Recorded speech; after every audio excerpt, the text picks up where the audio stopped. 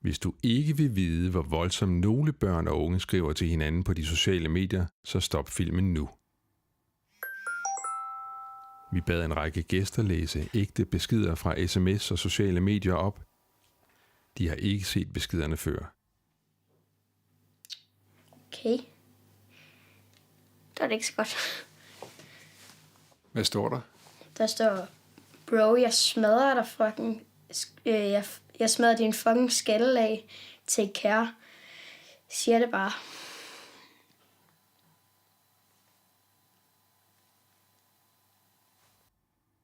At du ligner et spøgelse, dit tynde skelet, fladbarm, fladrøv.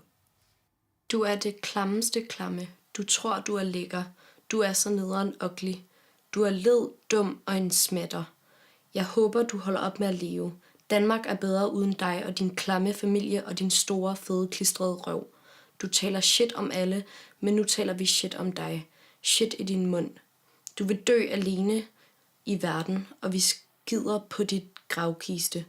Griner, skider og tramper på dine knogler. Du skal aldrig sige noget til mig mere eller kigge på mig. For mig og mange flere er du død og borte, din hore. Hvad tror du selv? Du er så fed og dum. Tror du, jeg gider knalde dig? Knald dig selv, din luder. Eller knald din mor. Spring ud foran et tog. Vi gider dig ikke mere. Du er dum, og dit ansigt ligner en røv.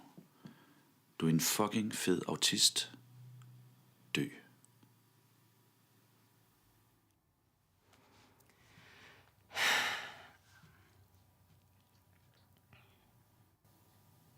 Vil du læse sms'en op?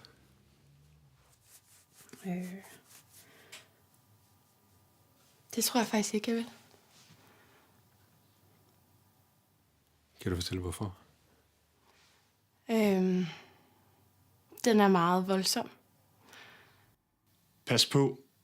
Kig dig hellere over skulderen. Du er på vores dødsliste.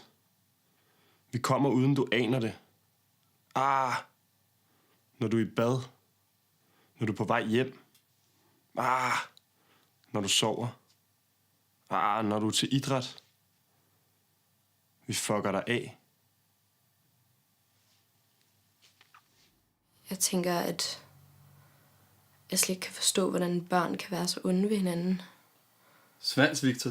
Din pik er uudviklet, og du lugter af pis. Altså, det er virkelig hårdt at læse. Du vil dø alene i verden. Det er nok det, der vil gøre allermest ondt for at vide. Jeg tænker, at den er skrevet af flere. Og det giver også en rigtig ubehagelig fornemmelse af at være den, der modtager den alene. Nu sidder jeg her alene på min stol, men jeg forestiller mig, den pige eller dreng, der har fået den her, og siddet måske alene på værelset, og fået en sms, hvor man kan se, at den er nok skrevet af flere, fordi den består af så mange dele, der er så mange... Den er næsten raffineret i dens ondskab. Hvis man gentagne gange læser den her slags beskeder, sendt personligt til dig, så mister du troen på, at dem derude, dem alle sammen, egentlig vil det godt. Hvis den var sendt til mig, så ville jeg blive virkelig forskrækket.